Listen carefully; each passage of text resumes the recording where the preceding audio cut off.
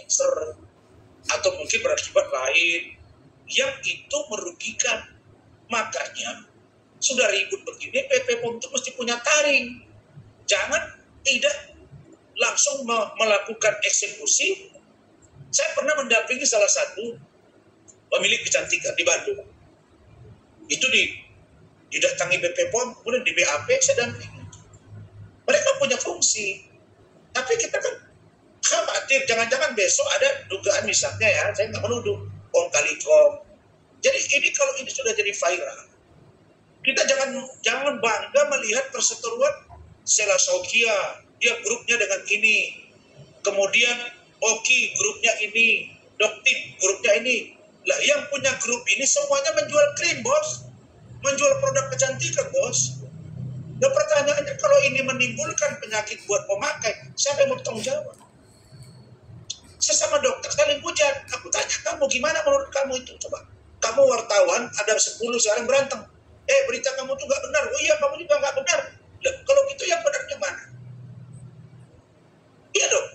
Jadi yang diuntungkan sekarang mereka ribut. Misalnya MS, kalau dia nggak ikutan ribut RH, dia nggak ikutan grup Z, dia nggak ikutan grup apa ribut. Ya, tapi pertanyaannya, apakah seluruh klinik kecantikan sudah melakukan standar operasional sesuai dengan aturan hukum yang ada? Ketika mereka membuat klinik skincare, maka harus ada aturan yang mengikat untuk itu. Itu yang perlu dipahami. Begitu. Sudah pasti dia diperiksa dulu sanksi, kemudian naik CD, baru kemudian tersangka. Nggak pernah itu yang namanya belum diperiksa terus jadi tersangka, nggak pernah. Tapi kan tidak diinfo ke media. Pastilah melalui itu semua. Itu kan bisa lihat Fadel. Makanya saya bilang di awal, jangan coba-coba loncat-loncat. Fadel kalau dia tidak ada fakta yang kuat melibatkan dia melakukan persetubuhan anak di bawah umur dan atau mengetahui yang namanya aborsi dan atau menyuruh aborsi saudara Loli, saya bilang kalau itu buktinya kuat, tersangka, gue nggak keberatan, tahan, gue nggak keberatan. Tapi kalau keterangan itu ternyata tidak utuh dan ada dugaan ketidakseimbangan informasi, maka mungkin kami akan mengambil laporan, misalnya melaporkan ke pihak berwajib. Karena keluarga Fadel melihat bahwa ada situasi yang tidak normal di dalam di dalam keterangan yang disampaikan oleh Loli. Itu kecurigaan dari kami selaku tim hukum, dan keluarga Fadel sudah bilang, mereka bilang, Om Rasman, kalau begitu kita laporin juga dong Lolinya. Kalau memang dia melakukan aborsi tanggal 9 Mei, kemudian dia video call dengan Fadel, kemudian dia makan obat, lalu kemudian dia gugur kandungannya. Nah, pertanyaannya, kalau dia di bawah umur, kemudian dia melakukan aborsi, dia bisa kena pidana? Nggak bisa dong. Nah, itu yang sedang kita rumuskan sekarang. Mungkin saya pulang dari Medan, kita buat laporan. Kayaknya begitu deh, kita akan buat laporan. Berarti dalam dekat, tadi saya sudah komunikasi dengan tim, kelihatannya dalam waktu dekat kita buat laporan polisi untuk Loli. Sekali lagi, Ananda Loli, aku nih ommu, aku bukan benci sama kamu, cuma om kecewa kenapa kamu terlalu cepat berubah.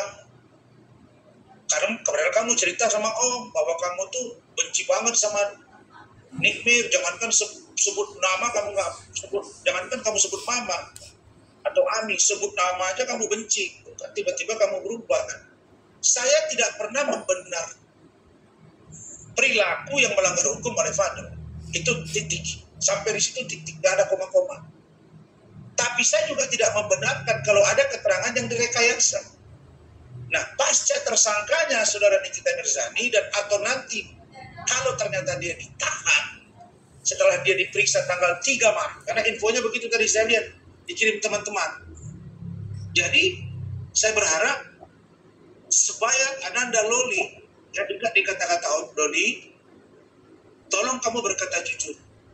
Keterangan kamu yang kuat kepada Om itu ternyata hari ini berbeda dan akhirnya Fadel masuk penjara. Saya udah ngomong, kalau faktanya kuat, dasarnya kuat, jangankan bela Fadel, gua mundur sama tim. sekarang kami bingung gitu, kenapa kok keterangannya berubah terlalu cepat gitu. Terus kita telah secara hukum, dia minum pil, dia bilang dia hamil 9 Mei, video callan dengan father, ya kita masih cek. Harus ada dong bukti audit forensik bahwa pada saat itu ada video call, chattingannya mana, obat yang dia makan apa, dan kalau dia memang betul melakukan aborsi atau menggugurkan, maka dia harus terkena tindak pidana walaupun dia di bawah umur. Begitu. Tapi kan saat Rahmat ditemui di Polres waktu itu, Bang, itu bicarakan atas perintah saya. Ya memang, saya bilang, Mak, sekarang dulu kan saya bilang sama kalian, kepercayaan Bang Rasmat dengan Fadel gimana? Saya jawab 50-50 kan. Begitu saya dapat informasi dari UK, United Kingdom, Inggris, Ibu Juliana Fernandez, terus Eda, atau Mama Eda juga, telepon, saya lagi di Kuala Lumpur, Malaysia, saya proses jadikan saksi, menguatkan bahwa tidak terjadi yang namanya perbuatan cabul dan di bawah umur atau persetubuhan dan aborsi. Nah, ditambah lagi Loli lari dari safe house, nyari saya bawa ke Polres. Sampai di situ dia kena Mirzani marah-marah, dia pukul kepala saya. Kemudian saya buat di tempat yang baik, dapat di rumah sakit Polri, VVIP, 8 hari 8 malam. Tiba-tiba dia dibawa ke satu yayasan, sebulan kemudian dia berubah. Nah ini yang jadi pertanyaan kami, ada apa gitu? Kenapa kok secepat itu berubah? Nah, jadi keterangan Loli, keterangan Fadel ya. Jangan saya bilang sama kamu ya, saya jelaskan kemarin.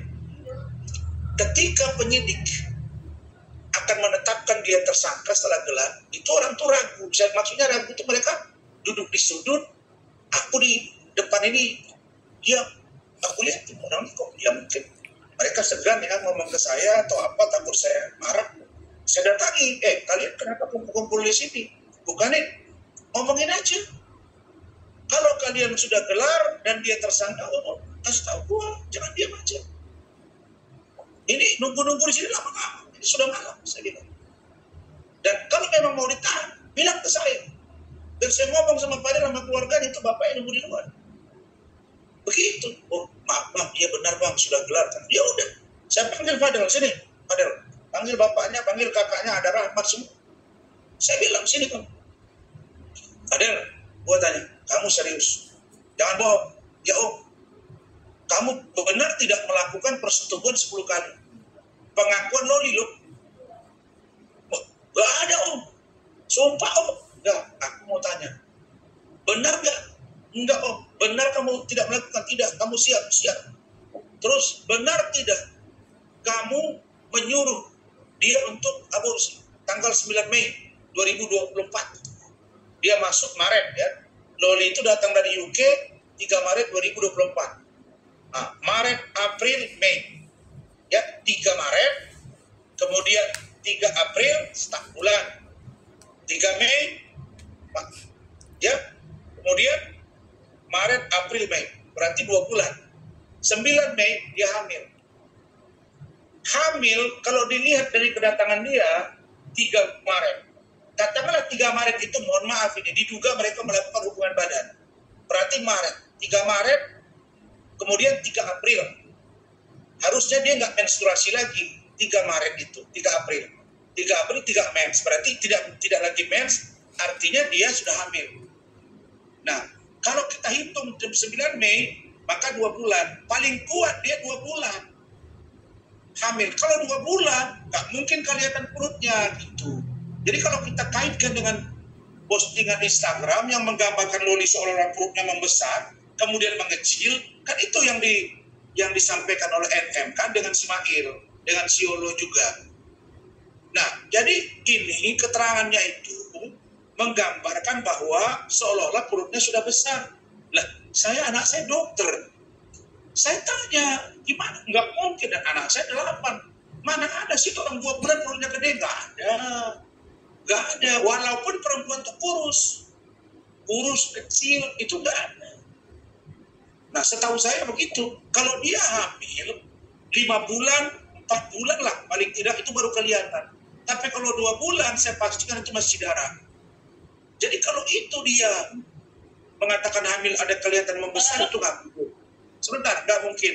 Terus kalau dia pakai pil, terus dia gugur dengan katanya kan dimakan pil sambil video call dengan Fadel, terus kasih Sprite. Nah, kalau itu dia lakukan, maka Loli terkena tindak pidana. Makanya Loli, saya minta kamu ngomong sama Om jujur.